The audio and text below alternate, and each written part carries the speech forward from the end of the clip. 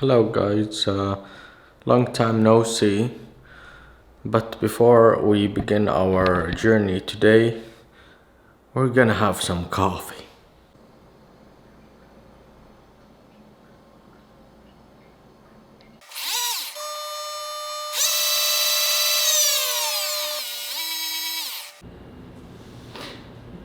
Okay, the difference between expectation and reality. That's the subject of today.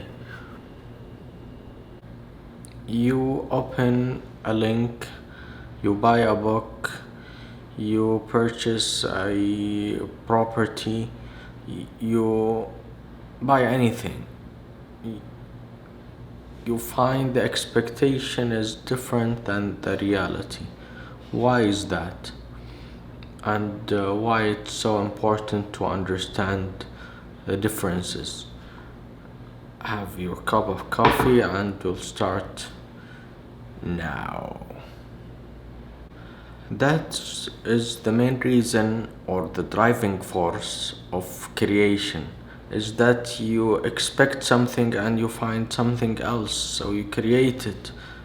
You expect the coffee will be of certain quality, but you find it of lesser quality than you asked for or you imagined.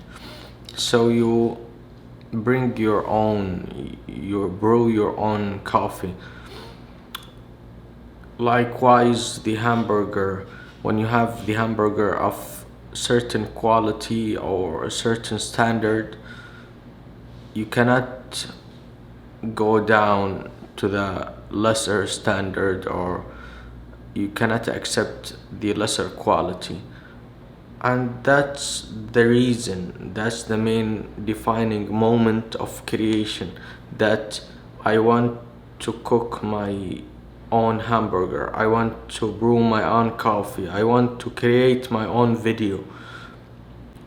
And there are the biases of cognitive biases of information, where you have the salesman tendency to sell you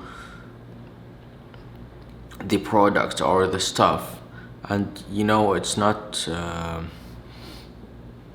There is something wrong, but you don't know until you buy it and you fell into the trap, and now you're fighting to get out of it. That's why the research is so important. And in medical field, the research is driven by comparing. You can have two databases and you compare the two databases between each other, and then you have a p-value, and this gets us into the statistical variation of two databases, so you can compare them to each other and to a gold standard, which you must find to know which is near the optimum value of certain let's say quality.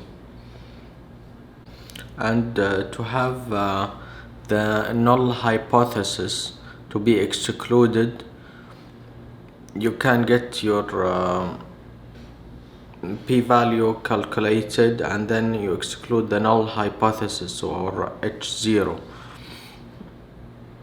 which is when you have the small p-value or less than 0.05 as a value. This excludes the null hypothesis or that there is no differences.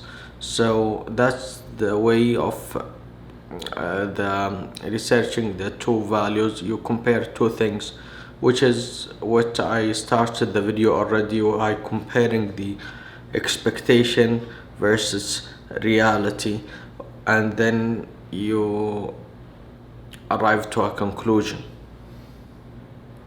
I'm not saying that you should do a research for each hamburger that you are going to eat, but what I'm saying, to have a scientific mind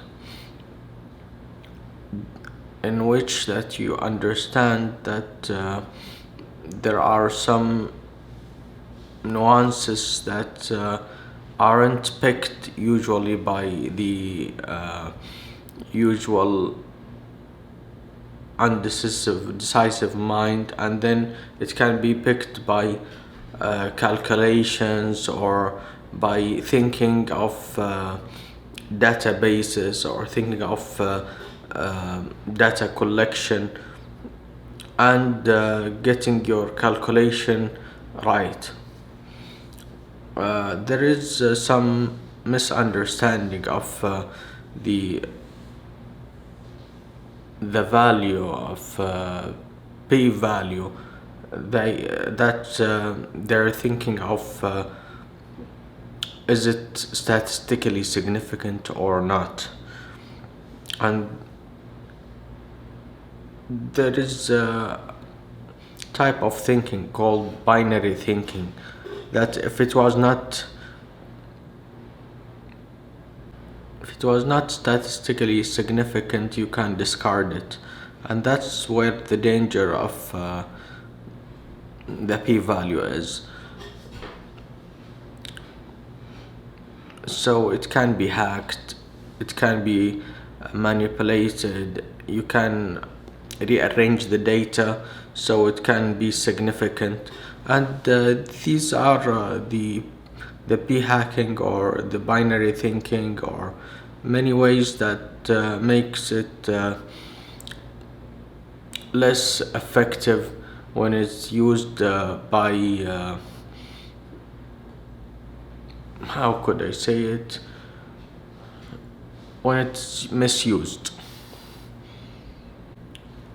And the main way of correcting for these false positive rates is called the Bonferroni corrections, which is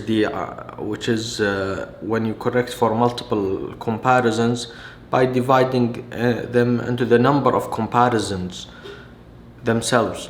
So the likelihood of encountering the false positive rate decreases, because whenever you make multiple exams, multiple comparisons, multiple observations, you likely to encounter your likelihood to encounter a positive or significance increases, and that's where the Bonferroni correction comes and help you to uh, deflate your expectations.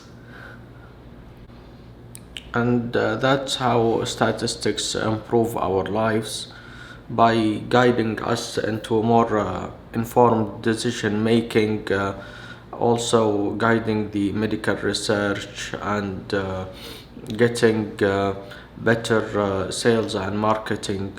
So there are many ways or phases of the statistics that can help us in our daily lives, and by this I conclude the video, and I hope you have a good weekend.